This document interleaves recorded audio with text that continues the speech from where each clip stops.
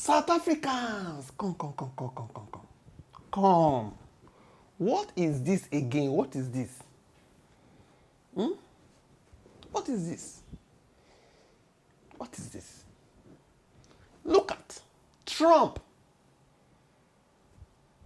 tweeted this, saying South Africa is confiscating land and treating certain classes of people very badly. Okay? He went ahead, blah, blah, blah, blah, blah. A massive human rights violation. At a minimum is happening for all to see. The United States won't stand for it. We will act. We will act. Also, we will be cutting all future funding to South Africa until a full investigation of this situation has been completed. They have not even done any investigation. Trump is already threatening South Africa. Because of this, we will hurt. Cutting off future funding to South Africa. Your president started shaking. Oh. See. Why should your president explain himself or South Africa's position to another country? For me, this is a position of weakly, a beggarly position. Let's see. According to your president, South Africa is a constitutional democracy that is deeply rooted in the rule of law, justice, and equality. South Africa government has not confiscated any land. The recently adopted Expropriation Act is not a confiscation instrument, but a constitutionally mandated legal process that ensures public access to land in an equitable and just manner as guided by the Constitution. Constitution, your Constitution. Constitution. You had a policy, you signed into law. Okay? Then another country misunderstood the policy. Without investigation, they throw a punch. Your president is explaining himself. For me, all because of this, we will hurt. Cutting off all future funding. Last time, you said you are rich. Paul Kagame will not do this. That's why I love Paul Kagame. He will never do this. Although it's a small country, he will never. If you think I'm lying, look at this. Just all we need is to change our mindset. Just our mindset. How do you want to show that it is your decade or your century? By more begging, by entertaining, being looked down upon, by the whole world coming here to feel sympathetic? Really?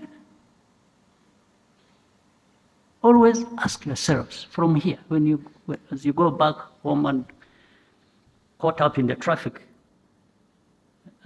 in your car, think about it. Ask yourself, you as a person, what can you do to change first yourself and contribute with others to change our country, our continent? And there is a lot you can do, a lot more we can do together.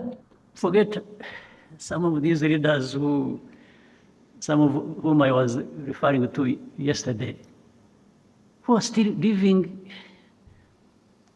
like in a stone age. People driven by, in this day and age, have somebody still sectarian who is thinking about the tribe, about ethnicity, about as the main driver of the politics, or what the country needs to do, or what people need to do for themselves. It's absolutely sick.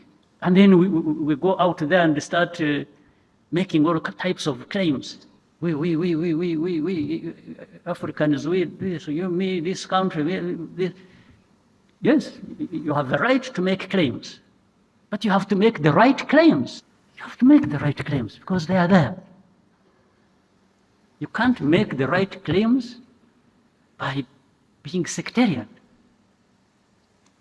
You have your people, your own people, barely making ends meet, naked on the streets, no food, no nothing, and you are there. You are there talking about, going to. You want to come and teach Rwanda what to do or change what is in Rwanda. With what? You have nothing.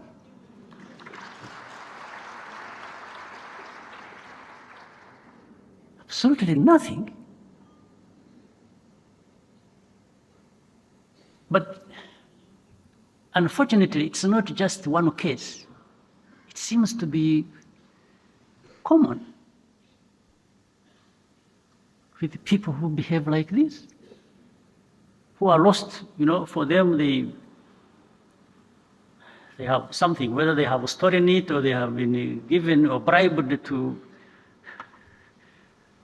And once the pocket is full for them, the rest of the country, their own people, can go to hell. That's what we see around, especially with the same people who.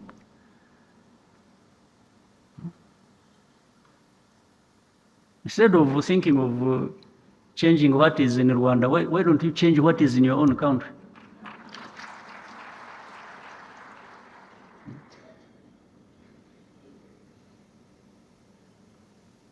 Why can't you even have a sense by which you judge that, first of all, that is not correct. Secondly, it is even impossible for you to do.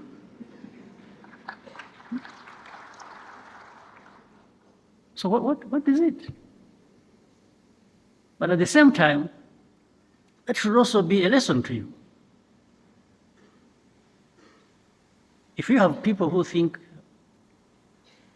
about you like that and wish you to be like they keep saying, doesn't that remind you that it is what you need to do for yourself that really elevates you to the level where other people in this world, those who come to help you, where they are and have taken things for granted? Why can't you rise to that level yourselves? What is that,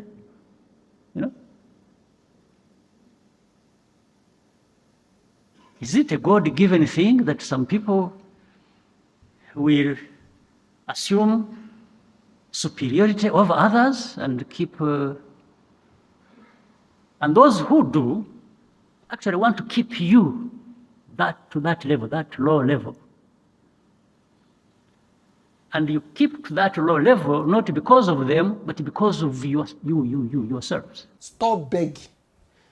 At least when your president saw this, the first thing he should have said or do, he should have told Trump, please, we don't need your money, keep it.